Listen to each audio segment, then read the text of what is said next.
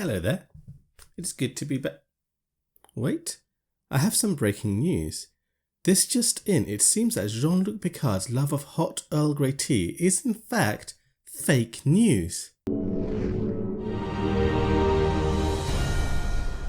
Jean-Luc Picard and a cup of hot Earl Grey tea go together like Worf and put-downs, Riker and sitting down weirdly, and Wesley and shutting the hell up. So what if I told you that a recent internet conspiracy had it that in the entirety of the 178 episodes of The Next Generation, Picard apparently only ever drank his so-called favourite beverage a grand total of 7 times. That's only 1 per season on average. So, is Picard's fabled love of Earl Grey another grand hoax brought to you by the woke Tea Party? To answer such a critical question, we need to bring out the big guns. Yes, you've left me no choice but to bring out a scientific graph.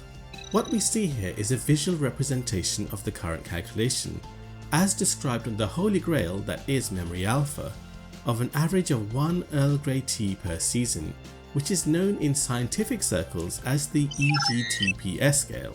Now obviously TNG is about the adventures of the Starship Enterprise and her crew, and not the adventures of a China cup, so we can't expect it to show every single time Jean-Luc partakes in a cuppa.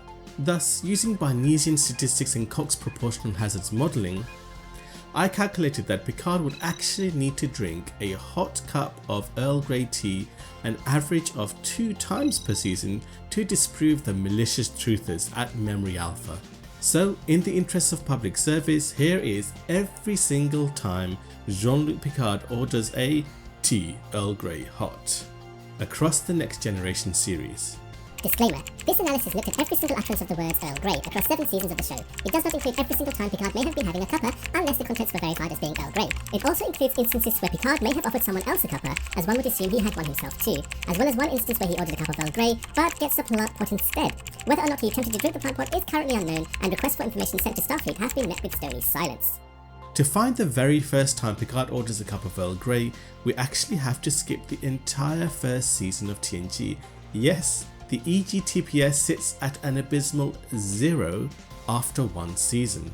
In fact, Picard waits 36 episodes before dropping the TEGH bomb in the season 2 episode Contagion, and perhaps he should have waited a little longer as it didn't exactly go to plan. Regardless of the outcome though, this sets our chart in motion and brings the EGTPS rate kicking and screaming to life at a rate of 0.5 Earl Grey teas per season. But maybe this mysterious 36 episode delay is explained 7 whole years later in the very final episode of TNG, where we find out that the replication system didn't have the beverage programmed when Picard first set off on his adventures on the Enterprise D. Could it have taken Picard a whole season to have fine-tuned the recipe to his exacting standards? Whatever the case, this does mean that we can retroactively add 1 cuppa to season 1, thus bringing the EGTPS rate up to 1. If you're enjoying this video and want more adventures in the world of sci-fi and science fantasy, then a sub to this channel would be fascinating.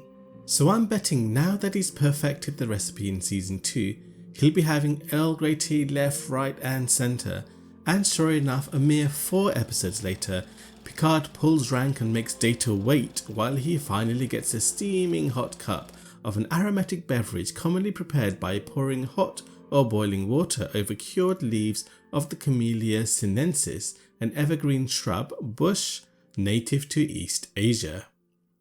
EGTPS rate at the end of season 2, 1.5. However, that flurry of 2 chain cups is preceded by the Great Depression of the 4300s, and Picard would remain tealess until the end of season 3, and yes, that means the Best of Both Worlds Part 1, where he offers the beverage to Admiral Hansen, and I'm sure if he'd had any idea he would soon be assimilated, he probably wouldn't have bothered and chugged the whole teapot himself. What this means is that after 3 seasons, the EGTPS rate sits at a very lackluster 1.3333333. After being deborgified, Picard took an oath to live life to the T full max. Living up to this promise, we only have to go 5 episodes into season 4 for his next tipple in the episode Remember Me. However, just like any New Year's resolution, Picard soon loses the willpower, and it isn't until the finale of season 4 that he gets his next cuppa.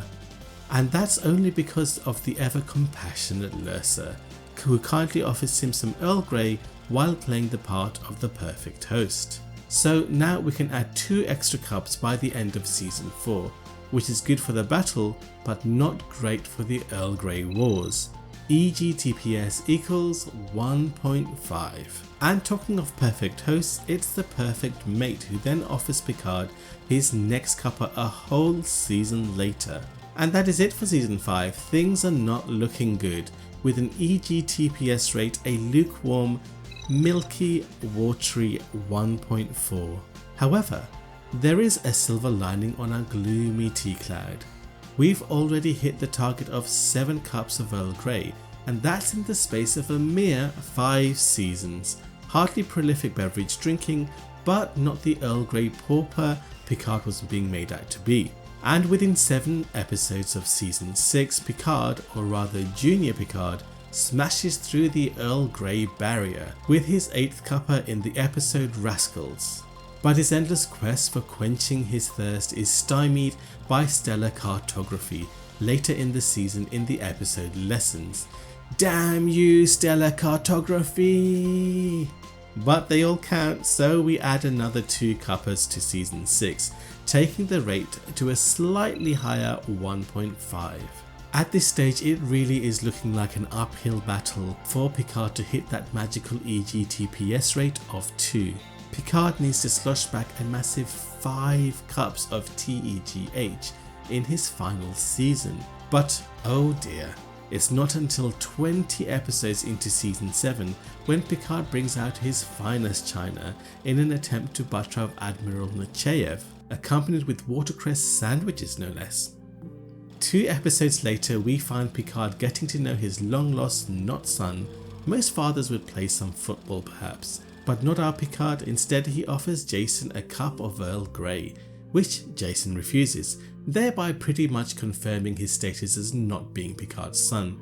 Perhaps a nice hot chocolate would have been a better choice. As it dawns on Jean-Luc that he's rapidly running out of episodes, he brazenly orders himself another cup within that very same episode.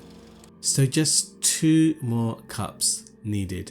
And we come full circle 3 episodes later in the bittersweet finale All Good Things, with a grumpy elderly Picard offered tea by Data's equally grumpy housekeeper. So a bumper 4 cups in the final season brings us agonizingly close to the magical line, but leaves us an EGTPS of 1.86, just 1 cup short.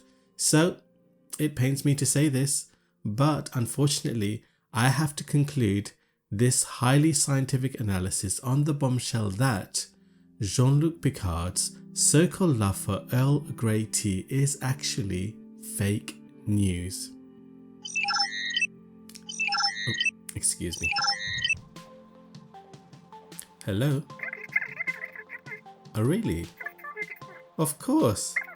You're right.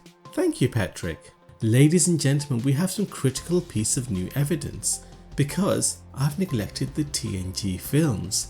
I know what you're thinking. How can 4 films overturn the conclusions from a scientific analysis of 178 hours of television? Well, we don't even need 4 films. We just need the one, Star Trek Generations.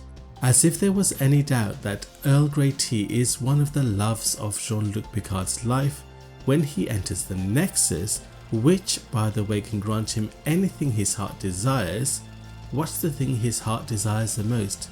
Earl Grey tea.